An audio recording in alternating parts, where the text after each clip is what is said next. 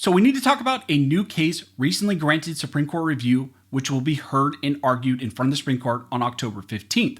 This case attempts to build off of a prior 9-0 unanimous ruling by the Supreme Court, which impacts our rights to prevent the search and seizure of firearms within our home without a warrant. Now, before we jump into this video, I want to thank one of the main supporters of this channel, which is First Form. You guys know that First Form has amazing supplements. I use their protein powder in their pre-workout every time I work out, so I highly recommend that you guys check them out.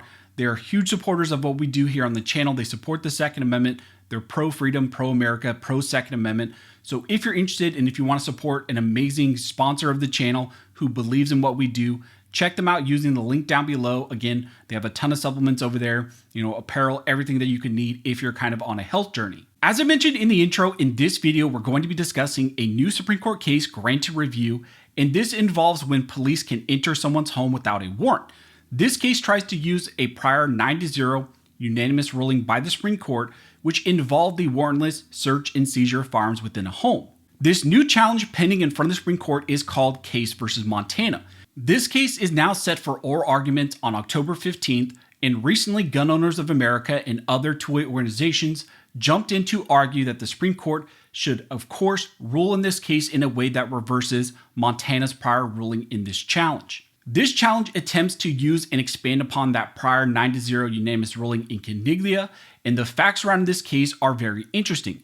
This lawsuit results from Trevor Case and his ex-girlfriend, who called police on him saying that he had threatened to harm himself and that he might also have a gun. She also told the police officers that Mr. Case had told her during that call that if police officers showed up at his home, he would actually harm them. Apparently, all the police officers who engaged in this interaction knew Mr. Case. They knew his history of mental health issues and they had prior interactions with him. And the 4 police officers who arrived at the home, looked at the home, looked through the windows, looked into the rooms, and did not see Mr. Case in the home. One of the police officers noticed while looking through the window that there was an empty handgun in a holster and then also a notepad. The police officers, did not see anything through those windows. They, knocked on the door. They shined flashlights through the window. They called for Mr. Case through one of the open windows, but he did not respond. After about 40 minutes at the home, the police officers then decided to enter the home through the front door that was actually unlocked. Now, many of the police officers before that expressed concerns about entering the home because of prior interactions with Mr. Case and the threats that they believe were expressed during the phone call from the ex-girlfriend to the police officers. There was a short discussion also about calling Mr. Case's father and having him come to the home and enter the home to try to find and maybe call Mr. Case. They even mentioned, trying to call Mr. Case on his personal cell phone. But unfortunately, the police officers decided to not do any of that. Instead, they decided to enter the home. They decided to grab their rifles, grab some ballistic shields, and enter the home through the unlocked front door. When the 4 police officers entered the home, 2 went downstairs, 2 went upstairs. One of the police officers entered an upstairs bedroom, and when he entered the bedroom, he saw one of the closet curtains kind of jerk open, revealing that, Mr. Case was in there. He saw his face, and then he saw what appeared to be a black object. The police officer then shot Mr. Case in the arm and then also in the stomach. He received medical attention there, and then after that, they, searched the home and recovered a handgun that was in a laundry basket near Mr. Case. Mr. Case argued that the police officers' warrantless entry into his home violated the 4th Amendment, so the gun that they found should actually be suppressed as evidence. Those arguments were rejected by the lower court and eventually also rejected by the Montana Supreme Court in a 4-3 split decision. This challenge has now made its way to the United States Supreme Court and was granted review. Now, the question presented to be decided by the Supreme Court is whether law enforcement may enter a home without a search warrant based on less than probable cause that an emergency is occurring, or whether the emergency aid exception requires probable cause. In his petition, Mr. Case argues that while this court has recognized exceptions to the exigent circumstances, it has jealously and carefully drawn those exceptions. This court should take the same approach in defining the exigency exception for emergency aid and hold that officials must have probable cause to believe an emergency exists before making a warrantless home entry.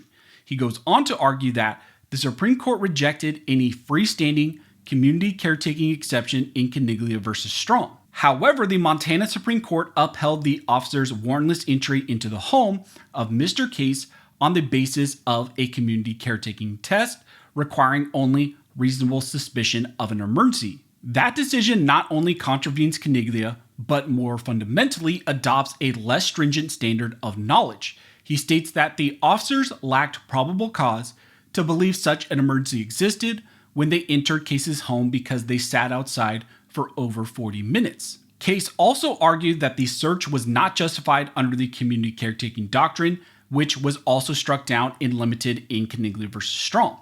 Now, if you're not aware of what happened in the Caniglia case, essentially a husband and a wife got into an argument, and during the argument, the husband put one of his guns on the table and told his wife to just take it and put him out of his misery. The wife decided to leave that night and she stayed at a hotel overnight. The next morning, she tried to call her husband, but he didn't answer. She then decided to call police because she was worried about her husband. When they arrived at the house, they found the husband on the front porch.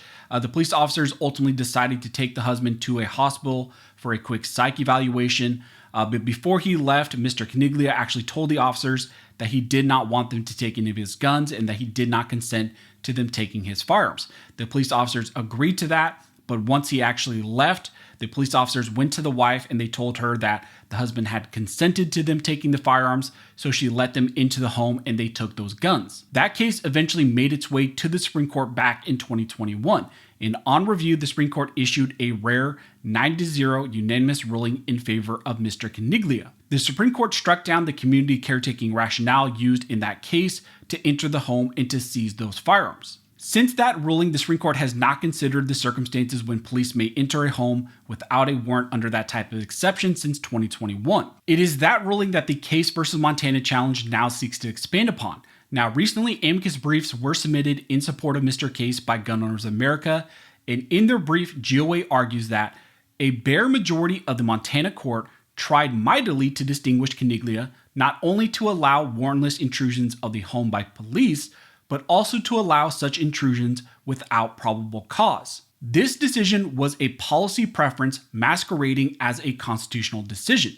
They go on to argue that, in truth, neither Caniglia nor Case involved a true exigency.